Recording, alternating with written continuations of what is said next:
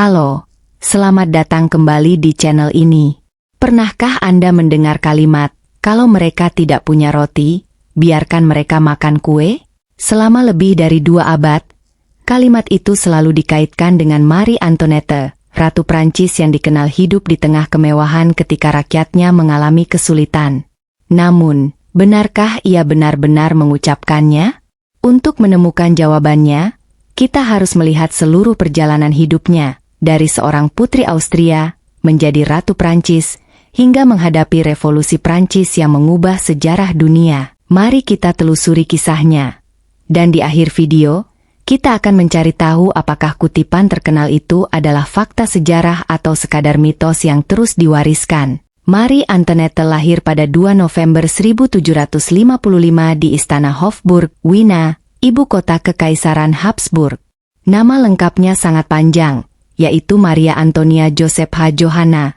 Tetapi dalam sejarah ia lebih dikenal sebagai Marie Antoinette, nama yang digunakan setelah ia pindah ke Prancis. Ia adalah anak ke-15 dari 16 bersaudara, putri bungsu kedua dari Kaisar Romawi Suci Francis dan Permaisuri Maria Theresa. Pada abad ke-18, keluarga Habsburg merupakan salah satu dinasti paling berpengaruh di Eropa. Kekuasaan mereka membentang di berbagai wilayah, dan hubungan politik dengan kerajaan-kerajaan lain seringkali dibangun melalui pernikahan. Berbeda dengan gambaran seorang putri kerajaan yang menghabiskan hari-harinya dengan belajar secara ketat, masa kecil Marie Antoinette justru dikenal cukup bebas. Ia menyukai musik, menari, bermain, dan menghabiskan waktu bersama saudara-saudaranya. Pendidikan akademiknya tidak terlalu menonjol. Ia memang belajar membaca, menulis, bahasa asing, sejarah, agama, serta tata krama istana. Tetapi banyak gurunya menganggap kemampuannya biasa saja. Meski demikian, Marie Antoinette memiliki bakat dalam bidang seni. Ia gemar memainkan musik dan belajar bermain harpa serta klavier, alat musik yang menjadi cikal bakal piano modern. Bahkan, salah satu gurunya adalah komponis terkenal Christoph Willibald Gluck. Ketertarikannya pada musik dan hiburan kelak menjadi bagian penting dari kehidupannya di Istana Versailles. Ketika Marie Antoinette masih berusia sekitar 10 tahun, situasi politik Eropa mulai berubah. Setelah berakhirnya Perang 7 Tahun pada 1763, Austria dan Prancis berusaha memperkuat hubungan diplomatik mereka. Salah satu cara yang paling umum dilakukan keluarga kerajaan pada masa itu adalah melalui pernikahan politik. Permaisuri Maria Theresa melihat putrinya sebagai bagian dari strategi tersebut. Marie Antoinette dipilih untuk menikah dengan Louis Auguste, pewaris tahta Prancis sekaligus cucu Raja Louis XV. Pernikahan ini bukanlah kisah cinta, melainkan sebuah kesepakatan politik yang diharapkan mampu menjaga keseimbangan kekuatan di Eropa. Menjelang keberangkatannya ke Prancis, Marie Antoinette menjalani berbagai persiapan. Ia belajar bahasa Prancis dengan lebih serius, mempelajari tata krama Istana Versailles, memperbaiki cara berbicara, berjalan, hingga etika makan yang sangat berbeda dengan tradisi Austria. Pada usia 14 tahun, ia harus meninggalkan tanah kelahirannya. Perjalanan menuju Prancis berlangsung selama beberapa minggu dan menjadi titik balik dalam hidupnya. Di perbatasan Austria dan Prancis, berlangsung sebuah upacara yang dikenal sebagai Handover Ceremony. Dalam tradisi kerajaan saat itu, seorang putri yang akan menikah dengan pewaris tahta asing harus melepaskan seluruh identitas lamanya. Marie Antoinette mengganti pakaian, perhiasan, bahkan seluruh barang yang berasal dari Austria. Setelah melewati prosesi tersebut, ia secara resmi dianggap sebagai bagian dari keluarga kerajaan Prancis. Tak lama kemudian, pada 16 Mei 1770, Marie Antoinette menikah dengan Louis Auguste di Istana Versailles. Pernikahan mereka dirayakan dengan sangat megah dan disaksikan oleh para bangsawan serta tamu dari berbagai negara Eropa. Saat itu, Marie Antoinette baru berusia 14 tahun, sementara Louis Auguste berusia 15 tahun. Bagi banyak orang, pernikahan ini melambangkan harapan baru bagi hubungan Austria dan Prancis. Namun, bagi Marie Antoinette sendiri, Inilah awal dari kehidupan yang sama sekali berbeda. Ia harus beradaptasi dengan salah satu istana paling megah sekaligus paling rumit di dunia, tempat setiap langkah, ucapan, dan tindakannya selalu diperhatikan. Versailles bukan sekedar istana megah. Tempat ini adalah pusat pemerintahan sekaligus panggung politik terbesar di Prancis. Ribuan bangsawan tinggal atau bekerja di sana, dan hampir setiap aktivitas keluarga kerajaan diatur oleh protokol yang sangat ketat. Mulai dari bangun tidur, berpakaian, makan, hingga menerima tamu, semuanya memiliki tata cara yang harus diikuti. Bagi Marie Antoinette yang dibesarkan dengan suasana istana Austria yang lebih sederhana, kehidupan di Versailles terasa menyesakan. Hampir tidak ada ruang untuk menikmati privasi. Bahkan ketika ia berpakaian di pagi hari, para bangsawan dengan jabatan tertentu berhak menyaksikan prosesi tersebut sebagai bagian dari tradisi kerajaan. Tekanan terbesar datang dari harapan seluruh kerajaan. Sebagai calon ratu, Marie Antoinette diharapkan segera melahirkan pewaris tahta. Namun, tahun demi tahun berlalu tanpa kehamilan. Kondisi ini memicu berbagai spekulasi dan gosip di lingkungan istana. Banyak yang mulai mempertanyakan keharmonisan hubungan antara Marie Antoinette dan Louis Auguste. Para sejarawan berpendapat bahwa lambatnya pasangan ini memiliki anak kemungkinan disebabkan oleh berbagai faktor pribadi dan medis yang mereka hadapi. Apapun penyebabnya, keterlambatan tersebut menjadi bahan pembicaraan di seluruh Eropa dan perlahan merusak citra pasangan kerajaan muda ini. Pada 10 Mei 1774, Raja Louis XV meninggal dunia akibat penyakit cacar. Di usia 19 tahun, Louis Auguste naik tahta sebagai Raja Louis XVI, sementara Marie Antoinette resmi menjadi Ratu Prancis. Di awal masa pemerintahannya, rakyat masih menaruh harapan besar kepada pasangan muda ini. Louis XVI dikenal sebagai pribadi yang jujur dan memiliki niat melakukan reformasi. Sementara Marie Antoinette dipandang sebagai ratu muda yang cantik, anggun, dan membawa semangat baru ke istana. Namun, kehidupan sebagai ratu ternyata jauh lebih berat daripada yang dibayangkannya. Merasa lelah dengan berbagai aturan yang mengikat, Marie Antoinette mulai mencari tempat untuk melarikan diri dari kehidupan resmi kerajaan. Ia menghabiskan banyak waktu di Petit Trianon, sebuah istana kecil di kawasan Versailles yang dihadiahkan Louis XVI untuknya. Di sana, ia dapat mengundang sahabat-sahabat dekatnya, menikmati musik, berjalan di taman, atau mengadakan jamuan kecil tanpa harus mengikuti seluruh protokol kerajaan. Bagi Marie Antoinette, Petit Trianon adalah tempat untuk merasakan kehidupan yang lebih tenang. Namun, di mata banyak bangsawan, kebiasaannya dianggap sebagai bentuk pengabaian terhadap tradisi istana. Selain itu, Marie Antoinette juga dikenal memiliki selera tinggi dalam berpakaian. Ia bekerja sama dengan perancang busana Rose Bertin untuk menciptakan gaya berpakaian yang kemudian menjadi tren di kalangan bangsawan Eropa. Gaun-gaunnya yang mewah, tatanan rambut yang tinggi, serta penggunaan perhiasan yang mencolok membuatnya menjadi ikon mode pada masanya. Di satu sisi, ia dipuji karena berhasil membawa pengaruh besar terhadap dunia fashion. Namun di sisi lain, gaya hidup tersebut mulai menimbulkan kritik. Ketika kondisi ekonomi Prancis perlahan memburuk, kemewahan keluarga kerajaan semakin mudah dijadikan sasaran kecaman. Sebenarnya, tidak semua pengeluaran negara berasal dari Marie Antoinette. Krisis keuangan Prancis telah berlangsung sejak sebelum ia menjadi ratu, dipengaruhi oleh biaya perang, utang negara yang besar, serta sistem perpajakan yang tidak seimbang. Meski demikian, sebagai sosok yang paling mudah dilihat publik, Marie Antoinette sering dijadikan simbol kemewahan kerajaan. Keadaan mulai berubah pada tahun 1778 ketika Marie Antoinette melahirkan anak pertamanya, Marie-Thérèse Charlotte. Kelahiran ini disambut dengan sukacita karena akhirnya keluarga kerajaan memiliki pewaris.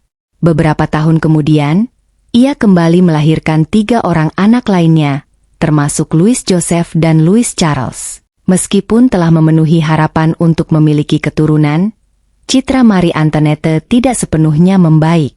Rumor, gosip, dan pamflet yang menyerang kehidupan pribadinya semakin banyak beredar. Sebagian berisi kritik terhadap gaya hidupnya, sementara sebagian lainnya merupakan fitnah yang tidak memiliki bukti. Tanpa disadari, opini publik mulai berubah. Ratu yang dahulu disambut dengan penuh harapan perlahan dipandang sebagai lambang kemewahan sebuah kerajaan yang semakin jauh dari kehidupan rakyatnya. Dan ketika kondisi ekonomi Prancis semakin memburuk, kebencian itu akan menemukan pemicunya. Sebuah krisis besar sedang mendekat, bukan hanya bagi keluarga kerajaan, tetapi juga bagi seluruh negeri Prancis. Menjelang akhir dekade 1780-an, Prancis menghadapi krisis yang semakin parah. Utang negara menumpuk, panen yang buruk membuat harga roti melonjak, dan rakyat mulai kehilangan kepercayaan kepada kerajaan. Untuk mencari jalan keluar, Raja Louis XVI memanggil Etats Généraux, majelis yang mewakili kaum rohaniwan, bangsawan, dan rakyat. Namun, pertemuan itu justru memicu konflik. Merasa aspirasinya diabaikan, perwakilan rakyat membentuk Majelis Nasional, sebuah langkah yang menjadi awal revolusi Prancis. Pada 14 Juli 1789, ribuan warga Paris menyerbu penjara Bastille, simbol kekuasaan absolut kerajaan. Peristiwa ini menjadi titik balik yang menandai dimulainya revolusi. Beberapa bulan kemudian, keluarga kerajaan dipaksa meninggalkan Istana Versailles dan pindah ke Istana Tuileries di Paris. Meski masih menyandang gelar raja dan ratu, mereka hidup di bawah pengawasan ketat. Menyadari posisinya semakin terancam, Marie Antoinette dan Louis XVI mencoba melarikan diri dari Paris pada malam 20 Juni 1791. Dengan menyamar, mereka berharap mencapai wilayah yang masih mendukung kerajaan. Namun, rencana itu gagal setelah mereka dikenali di kota Varennes dan dipaksa kembali ke Paris. Kegagalan yang dikenal sebagai pelarian ke Varennes menghancurkan sisa kepercayaan rakyat terhadap keluarga kerajaan. Banyak orang kini yakin bahwa raja dan ratu tidak lagi berpihak kepada Prancis. Situasi terus memburuk hingga akhirnya pada 10 Agustus 1792, masa revolusioner menyerbu Istana Tuileries. Keluarga kerajaan ditangkap dan dipenjarakan di Menara Temple. Beberapa bulan kemudian, monarki resmi dihapus dan Prancis diproklamasikan sebagai republik. Louis XVI kemudian diadili atas tuduhan pengkhianatan. Ia dinyatakan bersalah dan dieksekusi dengan guillotine pada 21 Januari 1793.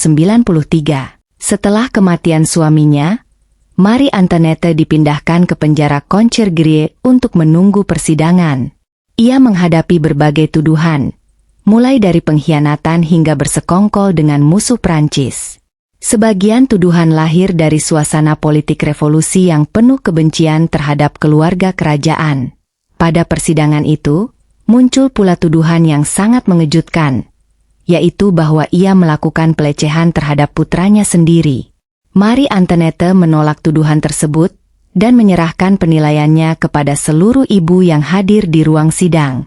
Jawabannya sempat menyentuh hati sebagian orang, tetapi tidak mengubah putusan pengadilan. Pada 16 Oktober 1793, Marie Antoinette dinyatakan bersalah dan dijatuhi hukuman mati. Pagi itu, ia dibawa menuju Place de la Révolution dengan kereta terbuka. Di hadapan kerumunan warga, ia menaiki panggung guillotine dengan tenang. Menurut beberapa catatan sejarah, sebelum eksekusi ia sempat berkata kepada Algojo, "Maaf, Tuan, saya tidak sengaja," setelah tanpa sengaja menginjak kakinya. Tak lama kemudian, bilah guillotine dijatuhkan. Marie Antoinette meninggal pada usia 37 tahun, mengakhiri perjalanan hidup seorang putri Austria yang pernah menjadi Ratu Prancis. Namun, kematiannya bukanlah akhir dari kisahnya.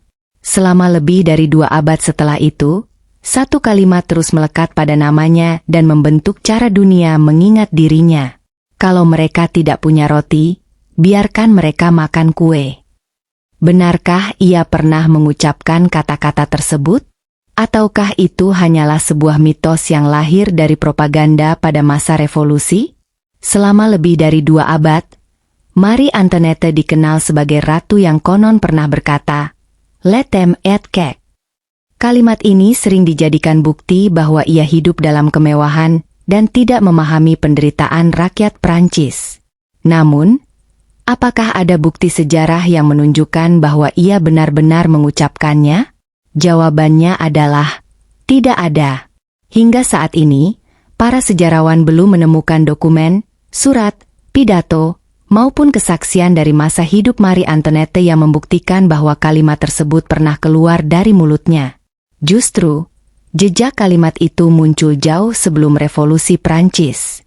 Dalam buku Confessions karya filsuf Prancis Jean-Jacques Rousseau, terdapat kisah tentang seorang putri besar yang ketika mendengar rakyat tidak memiliki roti, berkata, "Quils mangen de la brioche," yang berarti, biarkan mereka makan brioche. Brioche sendiri bukanlah kue seperti yang sering diterjemahkan, melainkan roti manis yang dibuat dengan mentega dan telur.